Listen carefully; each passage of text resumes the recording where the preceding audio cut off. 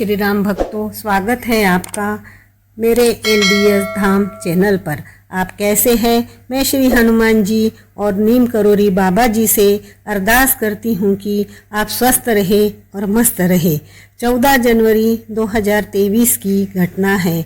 हमारे प्लाट पर घर बनवाना हमने चालू किया। हमने एक ठेकेदार को स्क्वायर फुट के हिसाब से काम दिया, पर वह ऐसा है कि वह ठेकेदार बहुत ही धीरे धीरे काम कर रहा था। जो भी प्लाट पर देखने आता था वह बोलता था कि अभी आपको 15-20 दिन हो गए हैं, बराबर आपके प्लाट पर गड्ढे भी नहीं खुदे हैं। हम ठेकेदार को बोलते थे तो वह बोलता था कि मैं आपको समय तक काम करके दे दूंगा। हमारे कुछ समझ में नहीं आता था कि अब क्या किया जाए। 2 ही लोग काम करते थे और 2250 स्क्वायर फुट का प्लाट बनवाना था। एक दिन मिस्टर घर पर खाना खाने आए। मुझे बोलने लगे, मुझे तो ठेकेदार कुछ डाउटफुल वाला ही लग रहा है। अपन ने 40-45 हज़ार पैसा भी उसको दे चुके हैं और टेंशन लेने लगे। तब मैंने कहा, बाबा जी पर सब कुछ छोड़ दो, उनको जो करना है करेंगे, अपन क्यों चिंता करें। भक्तों, अपने जीवन की नैया को बाबा जी को सौंप दो और उस नाव पर बैठ जाओ। देखो बाबा जी कैसे तुम्हारी नाव को सही दिशा में लेकर जाते हैं। तब मेरे मिस्टर थोड़ी देर के लिए आराम करने लगे और उनको नींद लग गई। एकदम थोड़ी देर के बाद नींद से उठकर बैठ गए। मैंने पूछा, क्या हो गया? तब मिस्टर बोलने लगे, मुझे अपने प्लाट पर बाबा जी दिखाई दिए। बाबा जी अपने प्लाट पर बहुत गुस्से के साथ आए थे। उन्होंने पूरे प्लाट का निरीक्षण किया और अपने कंबल का एक छोर लेकर बहुत ज़ोर से अपने कंधे पर डाला और तेज तेज कदमों के साथ में वो प्लाट से बाहर निकलकर चले गए। मिस्टर कहने लगे, मुझे ऐसा क्यों दिखाई दिया? अब देखिए बाबा जी का इसके आगे का चमत्कार। मेरे मिस्टर थोड़ी देर के बाद प्लाट पर पहुँचे।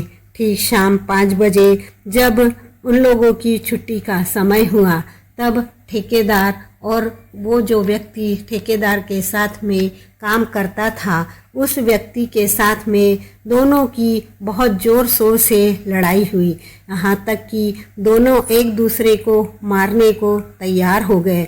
बहुत गंदी गाली गलौज हुई, सामान भी फेंका फाकी हुई।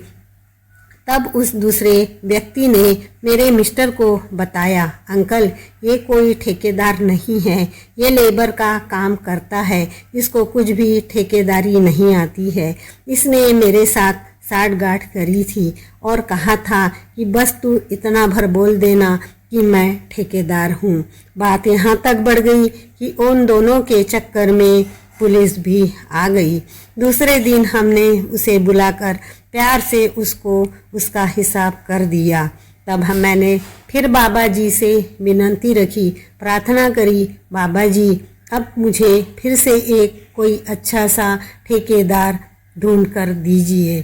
तब मुझे शाम को ही एक ठेकेदार का पता मिला और उस ठेकेदार ने आकर बताया कि आपका फाउंडेशन पूरा तिरछा हो चुका है। तब उस ठेकेदार ने कहा कि मैं इसको सब कुछ ठीक करके दे दूंगा।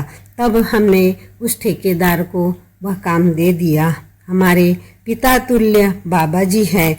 जिस प्रकार से एक पिता को अपने बच्चों के भविष्य की चिंता होती है, वैसे ही हमारे नीम करोरी बाबा जी को हमारे भविष्य की चिंता होती है।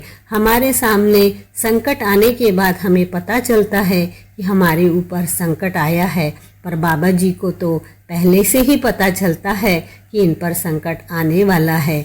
इसलिए बाबा जी हमें उस संकट को उबारने की शक्ति देते हैं, ताकत देते हैं और उसे दूर करते हैं। ऐसे हैं हमारे श्री नीम करोरी बाबा जी। बोलो जय श्री राम, जय हनुमान, जय मेरे प्रिय श्री नीम करोरी बाबा की जय।